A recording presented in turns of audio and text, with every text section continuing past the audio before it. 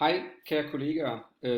I stedet for at skrive en lang mail med nogle billeder og screenshots, tænker jeg at gøre det samme med jer, som jeg nogle gange gør med mine elever. Jeg laver en lille screencast og viser jer, hvordan I måske finder nogle af Kjelds referater. Der var jo sådan lidt bøvl med nogen, der lige pludselig ikke får nogle referater med blandt andet mig selv. Og så fandt jeg faktisk referaterne i min spam-mappe.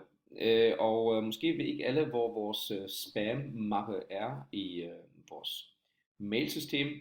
Derfor vil jeg gerne vise jer det. Hvis I går her på noget, der hedder flere, og klikker på den, så åbner der sig faktisk sådan noget, der hedder vigtige chatsamtaler osv. osv. Og så er der også en spam-mappe, og der kan I se, at jeg stadigvæk har 2 ulæste, blandt andet Kjeld Nielsens referat fra uge 32. Hvis jeg så klikker på den, så kan jeg sige, at det ikke er spam. Bum.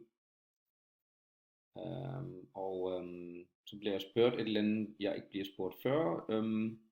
Ja, det vil jeg gerne. Jeg vil gerne være med til at forbedre det her.